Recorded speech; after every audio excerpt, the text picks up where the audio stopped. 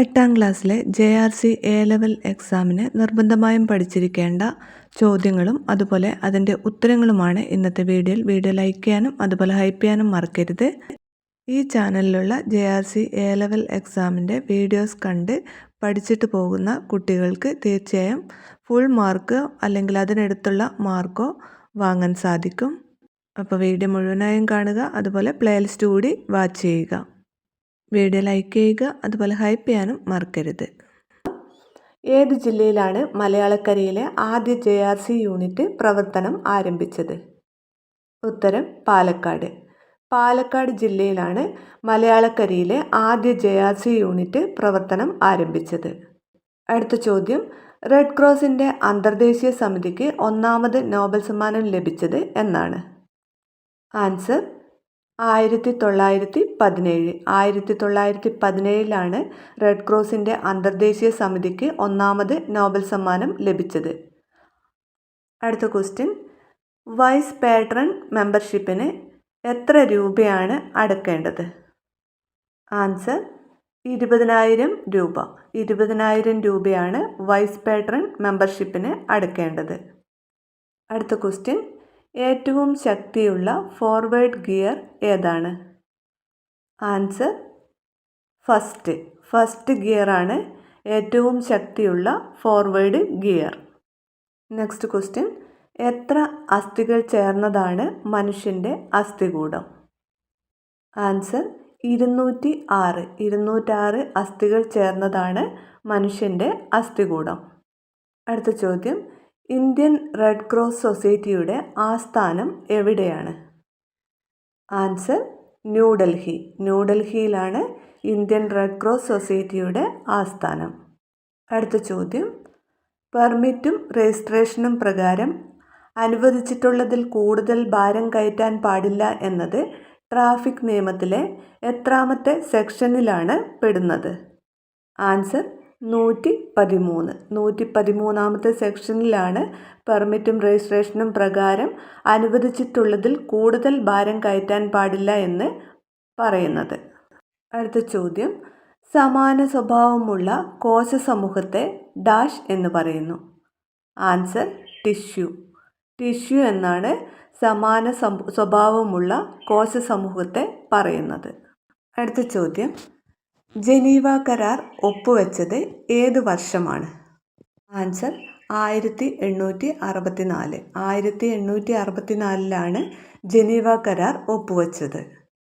അടുത്ത ചോദ്യം, Solferino souvenir പ്രസിദ്ധീകരിച്ച വർഷം ഏതാണ്? ആൻസർ 1862. 1862 ഹെൻറി ഡ്യൂനൻ്റ് എഴുതിയ സോൾഫെറിനോ സുവനീർ എന്ന ഗ്രന്ഥം പ്രസിദ്ധീകരിച്ചത്.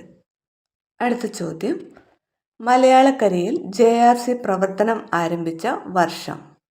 ഉത്തരം 1929. 1929 മലയാളക്കരയിൽ JRC പ്രവർത്തനം ആരംഭിച്ചത്.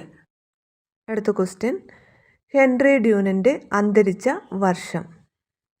Answer 1910 October 30.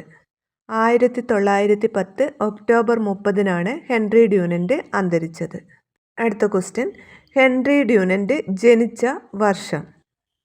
Answer 1828 May 8. 1828 May 8 Jean Henry Dunant ജനിച്ചത്. അടുത്ത ചോദ്യം, NSSൻ്റെ പൂർണ്ണരൂപം എന്താണ്? Answer national service scheme. National service scheme എന്നാണ് NSSൻ്റെ പൂർണ്ണരൂപം. നെക്സ്റ്റ് ക്വസ്റ്റ്യൻ, കേരളത്തിലെ ഏക മാതൃകാ JRC യൂണിറ്റ്? ആൻസർ കൊല്ലം. കൊല്ലത്താണ് കേരളത്തിലെ ഏക മാതൃകാ JRC യൂണിറ്റ്. നെക്സ്റ്റ് ക്വസ്റ്റ്യൻ, വേഗത നിയന്ത്രണ ചട്ടങ്ങൾ ഡ്രൈവർ പാലിക്കേണ്ടതാണെന്ന് ട്രാഫിക് നിയമത്തിലെ എത്രാമത്തെ സെക്ഷനിലാണ് പെടുന്നത്? Answer section number 112. അടുത്ത ചോദ്യം, കാൽനട യാത്രക്കാർ റോഡിൻ്റെ ഏത് വശത്തു കൂടിയാണ് നടക്കേണ്ടത്? ആൻസർ വലതുവശത്തു കൂടി. കാൽനട യാത്രക്കാർ റോഡിൻ്റെ വലതുവശത്തു കൂടിയാണ് നടക്കേണ്ടത്. അടുത്ത ക്വസ്റ്റ്യൻ, JRCയുടെ ആദർശവാക്യം? ആൻസർ സേവനം. സേവനം എന്നതാണ് JRCയുടെ ആദർശവാക്യം. അടുത്ത ചോദ്യം, കേരളത്തിലെ ഒന്നാമത്തെ JRC യൂണിറ്റ് എന്ന ബഹുമതി നേടിയ സ്കൂൾ.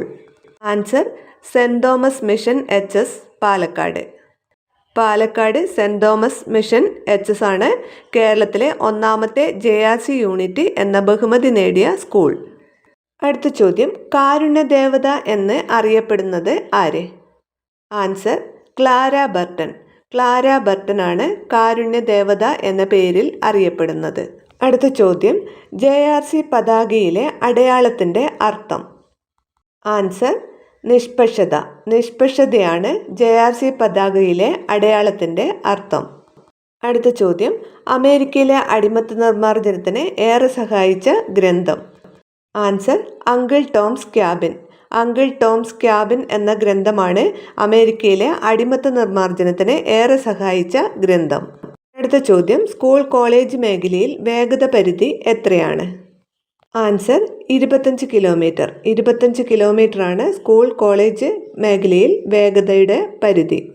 നെക്സ്റ്റ് ചോദ്യം, ഇന്ത്യയിൽ 1984 വാതക ദുരന്തം ഉണ്ടായ സ്ഥലം ഏതാണ്? ആൻസർ ഭോപ്പാൽ. ഭോപ്പാലിലാണ് 1984 വാതക ദുരന്തം ഉണ്ടായത്. അടുത്ത ചോദ്യം, മൂർച്ചയുള്ള കത്തി കൊണ്ടോ കുന്തമുന കൊണ്ടോ ഉണ്ടാകുന്ന മുറിവിനെ പറയുന്ന പേര് എന്താണ്?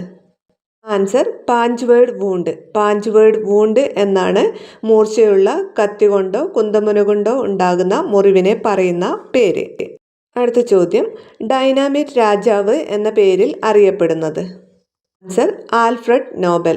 ആൽഫ്രഡ് നോബലാണ് ഡൈനാമിറ്റ് രാജാവ് എന്ന പേരിൽ അറിയപ്പെടുന്നത്. അടുത്ത ചോദ്യം, റെഡ് ക്രോസ് സൊസൈറ്റി സ്ഥാപിച്ചത് ആര്? Answer Jean Henry Dunant. Jean Henry Dunant ആണ് റെഡ് ക്രോസ് സൊസൈറ്റി സ്ഥാപിച്ചത്. അടുത്ത ചോദ്യം, ജില്ലാ red cross president. Answer collector. കളക്ടറാണ് ജില്ലാ റെഡ് ക്രോസിന്റെ president. Next question, junior red cross ഇന്ത്യയിൽ ഏത് സംസ്ഥാനത്താണ് ആദ്യമായി സ്ഥാപിച്ചത്? ആൻസർ പഞ്ചാബ്. പഞ്ചാബിലാണ് ഇന്ത്യയിൽ ജൂനിയർ റെഡ് ക്രോസ് ആദ്യമായി സ്ഥാപിച്ചത്. അടുത്ത ചോദ്യം, ഗാന്ധിജി യുദ്ധരംഗത്ത് വളണ്ടിയറായി പ്രവർത്തിക്കുന്ന വേളയിൽ അദ്ദേഹത്തിന് എത്ര വയസ്സ് പ്രായം ഉണ്ടായിരുന്നു? ആൻസർ 37 വയസ്സ്. യുദ്ധരംഗത്ത് വളണ്ടിയറായി പ്രവർത്തിക്കുന്ന വേളയിൽ അദ്ദേഹത്തിന് 37 വയസ്സാണ് പ്രായമുണ്ടായിരുന്നത്. അടുത്ത ചോദ്യം, 1901 ഹെൻറി ഡ്യൂനന്റിനോടൊപ്പം നോബൽ സമ്മാനം പങ്കിട്ട വ്യക്തി ആരാണ്? Answer Frederic Passy. ഫെഡറിക് പാസിയാണ് 1901 ഹെൻറി ഡ്യൂനന്റിനോടൊപ്പം നോബൽ സമ്മാനം പങ്കിട്ടത്. കുറച്ച് ക്വസ്റ്റ്യൻസ് കൂടി അടുത്ത വീഡിയോയിൽ ഉൾപ്പെടുത്തുന്നതായിരിക്കും. അപ്പോൾ വീഡിയോ ലൈക്ക് ചെയ്യാനും അതുപോലെ ഷെയർ ചെയ്യാനും അതുപോലെ ചാനൽ സബ്സ്ക്രൈബ് ചെയ്യാനും മറക്കരുത്.